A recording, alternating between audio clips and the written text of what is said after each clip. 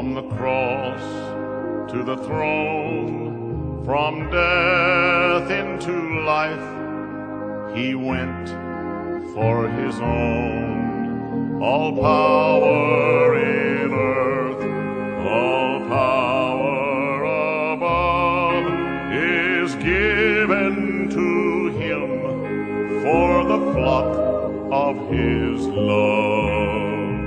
Only believe, only believe, all things are possible, only believe.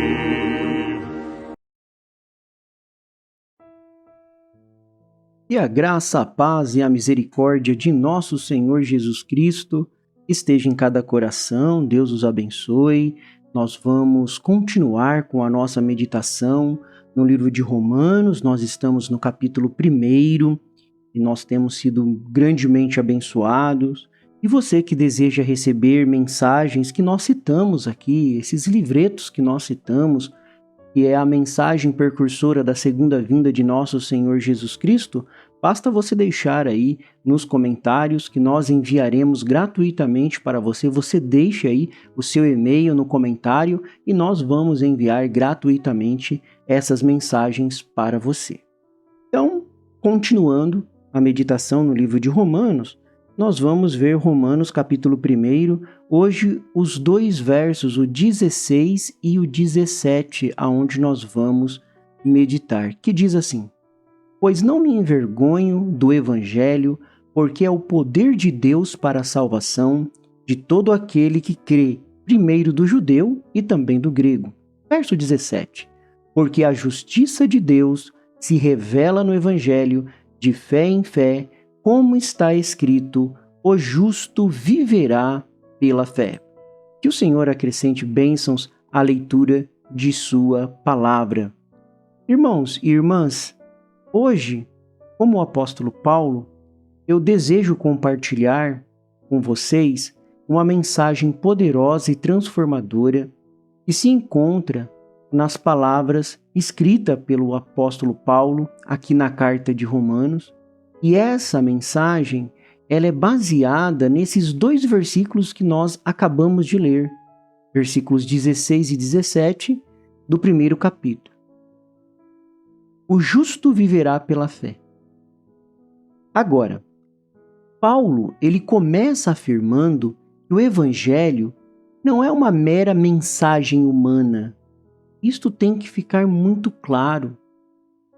Porque não me envergonho do Evangelho de Cristo, pois é o poder de Deus para a salvação.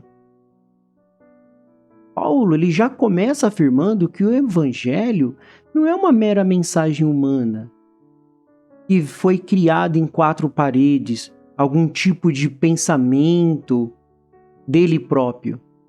Ele não se envergonhava do Evangelho porque era a mensagem vinda de Deus, tratando do Filho de Deus, que é Jesus Cristo.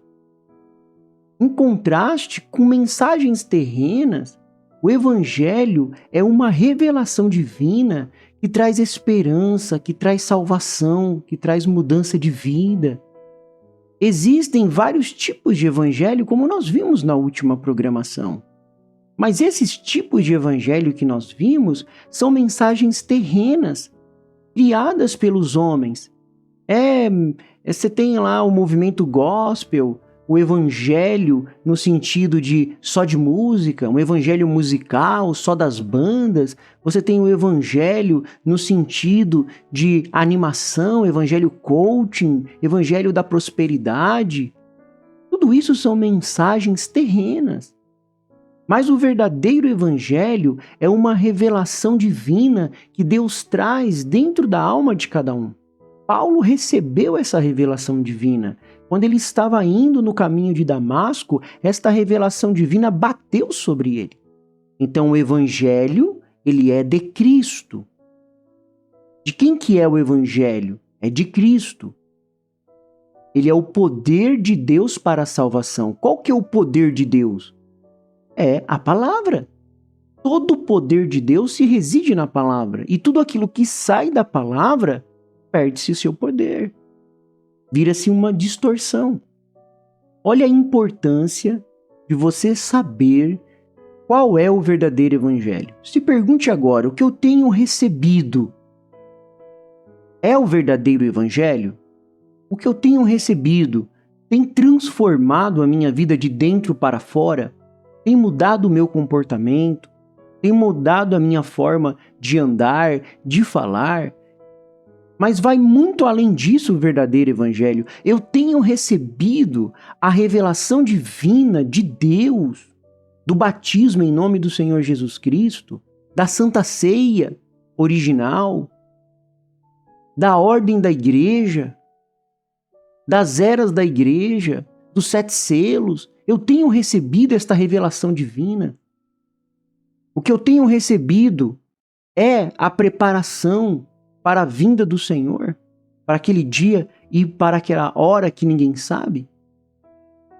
Então, o evangelho é de Cristo. A origem do evangelho é o evangelho de Cristo. Agora, esse evangelho ele tem uma operação. Qual que é a operação do evangelho? É o poder de Deus. Porque se envergonhar de algo, que é o poder de Deus? Por que ter vergonha de algo que é o poder de Deus? Daniel não teve vergonha de se posicionar quando for necessário. Ele foi ali e se posicionou, mesmo na arena. Sadraque, Mesaque e Abednego da mesma forma. E cada um estão na galeria dos heróis da fé, lá em Hebreus capítulo 11, nós podemos afirmar da mesma forma. Eles não tinham vergonha da mensagem que eles carregavam. Nós também não temos vergonha da mensagem que nós carregamos. A mensagem que Deus enviou através do seu profeta para nos abrir, para nos revelar o nosso posicionamento, para nos revelar aonde andar, como andar e o que fazer. Nós não temos vergonha. Por mais críticas que nós recebamos aqui, dizendo que somos seitas, que somos heresias, que nós somos antiquados, que nós guardamos costumes e tantas outras coisas que nós recebemos aqui nos nossos comentários. Mas por que se envergonhar de algo que é o poder de Deus? Em uma época em que Roma se orgulhava, agora Paulo estava em uma época em que Roma se orgulhava do seu poderio militar. Paulo proclamava que o verdadeiro poder estava no Evangelho. Está no Evangelho, melhor dizendo. O Evangelho é capaz de transformar vidas, trazendo liberdade da escravidão, do pecado, da condenação. Agora, olha o contraste. Paulo estava escrevendo ali para Roma, e Roma, irmãos, era um lugar pervertido. Depois nós vamos ver em melhores detalhes. Quem já estudou a cultura romana sabe do que eu estou falando. Era uma cultura pervertida, eles tinham orgulho do seu poderio militar, das suas filosofias, dos seus costumes, das suas formas. E aí vem Paulo ali, falando que Deus pode transformar vidas. Vem Paulo trazendo o evangelho aonde o escravo e o senhor são irmãos. Vem Paulo dizendo ali que nós fazemos parte do mesmo corpo, que não há uma divisão de servo, de escravos, disso e daquilo, mas que nós somos parte deste mesmo corpo. Isso foi um choque para eles. Era uma sociedade muito cheia de si, muito rica. E isso forma o nosso quadro atual também. Por isso que o verdadeiro evangelho choca as pessoas, assim como estava chocando as pessoas aqui. É o poder divino que vai trazer vida para todos nós. E esse poder divino está na mensagem do dia, não na mensagem que passou, não na mensagem que está por vir, mas na mensagem do dia, da hora, o que Deus quer para hoje. Aí passamos para o efeito do evangelho. Se o evangelho é o poder de Deus, é o poder de Deus para quê? Nós estamos no verso 16 e 17, você que está acompanhando aí na sua Bíblia, com o seu caderno de anotações. Veja, nós acabamos de falar sobre a operação do Evangelho, que é o poder de Deus. Agora, o efeito do Evangelho, qual que é esse efeito do Evangelho? É o poder de Deus para a salvação. A salvação é o ponto principal do Evangelho. A salvação é o ponto principal da mensagem. Ela não significa só um livramento pessoal. O Evangelho não oferece só uma salvação do castigo, das pragas, mas ele é um poder de Deus que nos traz o seu Filho.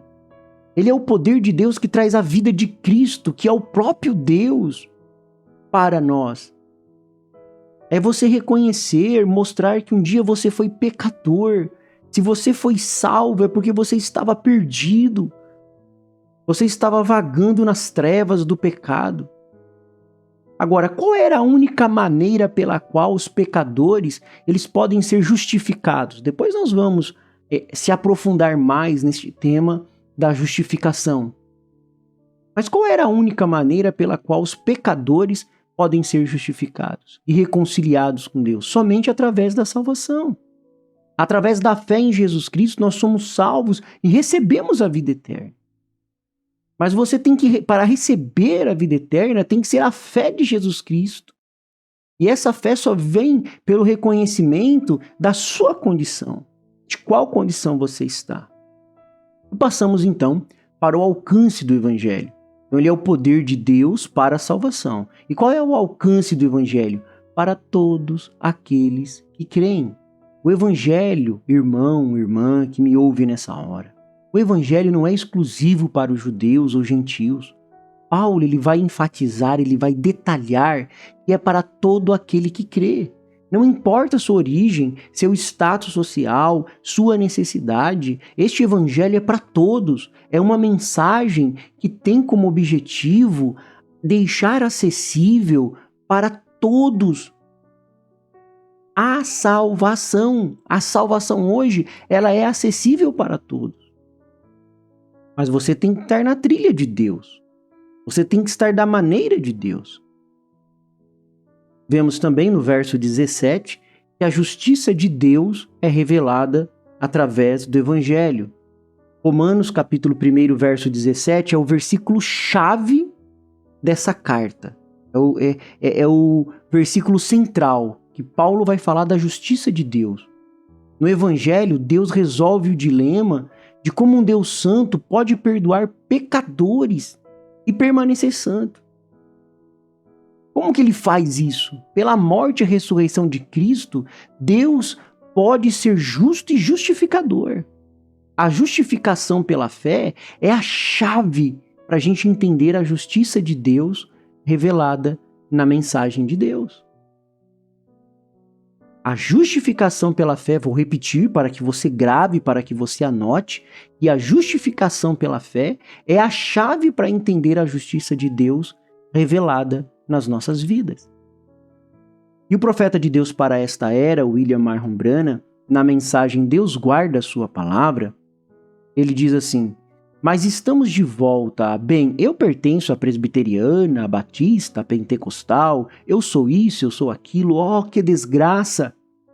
Nós deveríamos estar desabrochando, o Espírito de Deus se derramando, não apenas um pequeno esguicho, não um pequeno batismo, mas batismo após batismo, não uma revelação, o justo viverá pela fé, ou santificação, ou dons do Espírito, mas revelação após revelação, poder após poder, glória após glória. Ora, devemos estar lá em cima na estrada, pronto para sermos transladados. É isso que o verdadeiro evangelho faz. O verdadeiro evangelho nos conduz diretamente para a revelação após revelação, para o poder após poder, para a glória após glória, e nos prepara de jornada de fé em fé para chegarmos à plataforma do arrebatamento.